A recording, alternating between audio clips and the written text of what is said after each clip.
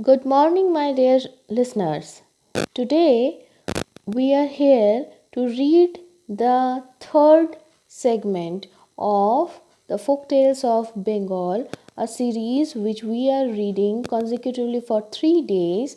Is those days are Sunday, Monday, and Tuesday. So for this week, the last segment for this week is we are going to read the next part of the story. The name of the story was Fakir Chand, and this story is being taken from the folk tales of Bengal, a storybook, a consolidated book of folk tales of Bengal, which was consolidated by Reverend Lal Bihari Dey, and the first publication of this book was done in the year 1883, and this particular book was first published in the year of 1912. So till now what we have seen that two friends, one son of a king and son of a mantri, they were roaming around to see the different places of on earth, and in this venture they came across to a serpent who had money, nag money, on its head. And after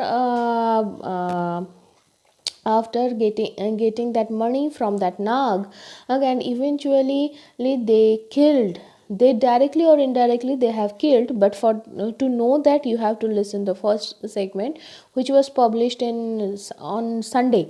So and somehow that nag was killed, and afterwards they entered into the patal lok, or we must say into the water tank, and where the son of the king had found his soulmate, it in the form of a very beautiful princess, and they get married. And when they have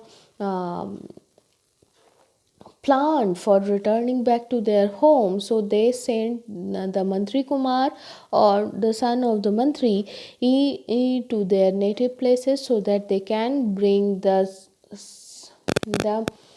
proper amount of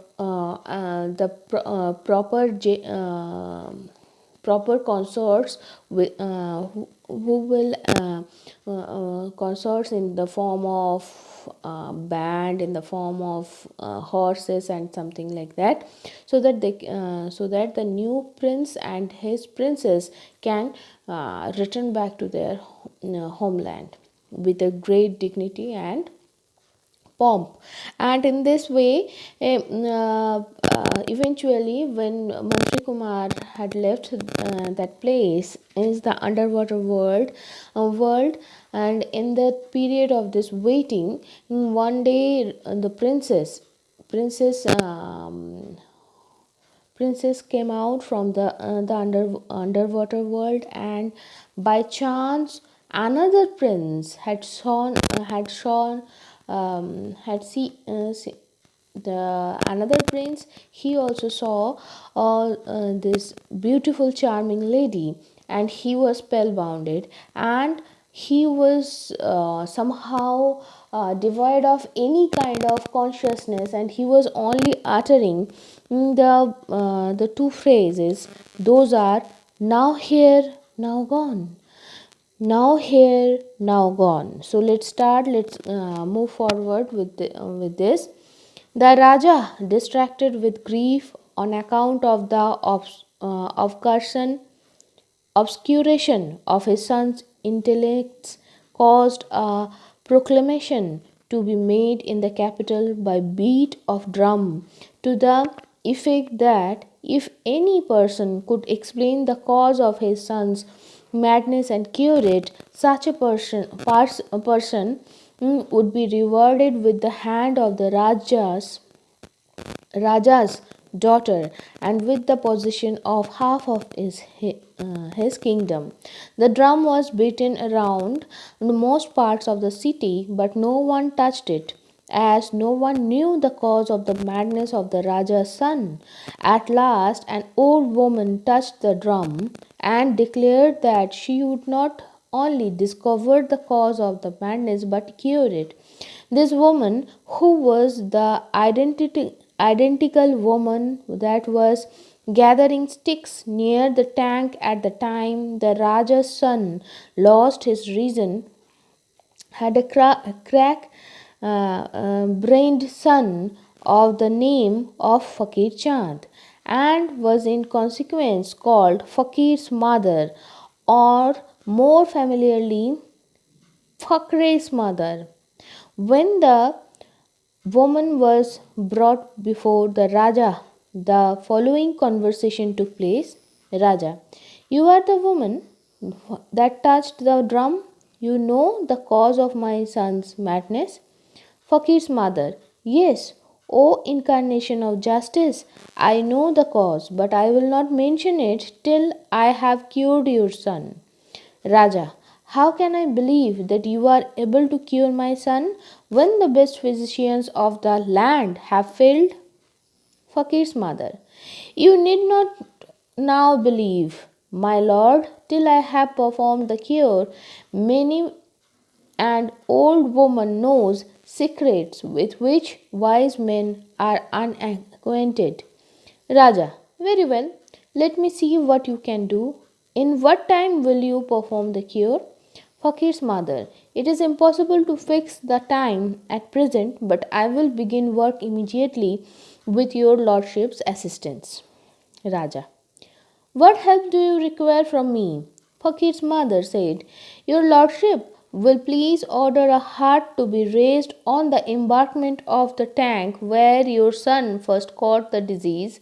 I mean to live in that hut for a few days, and your lordship will also please order some of your servants to be in attendance at a distance of about 100 yards from the hut, so that they might be within call.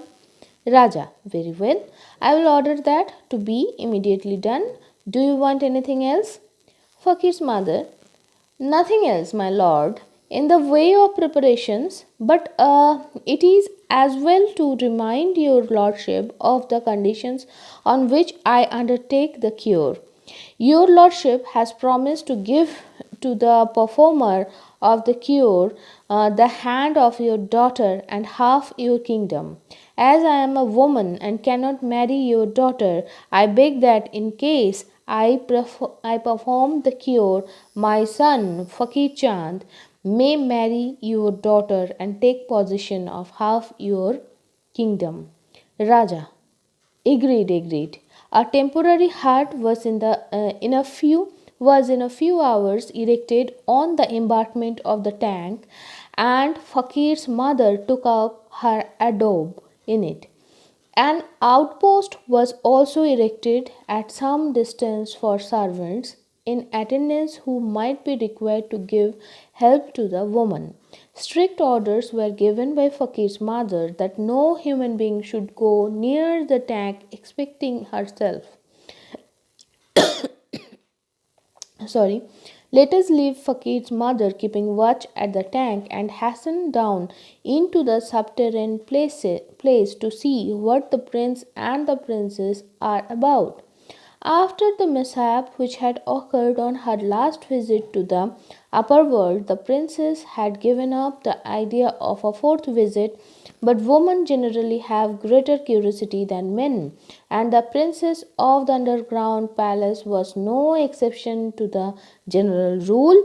One day, while her husband was asleep, as usual after his noonday meal, she rushed out of the palace with the snake jewel in her hand, and came to the upper world. The moment of the upheaval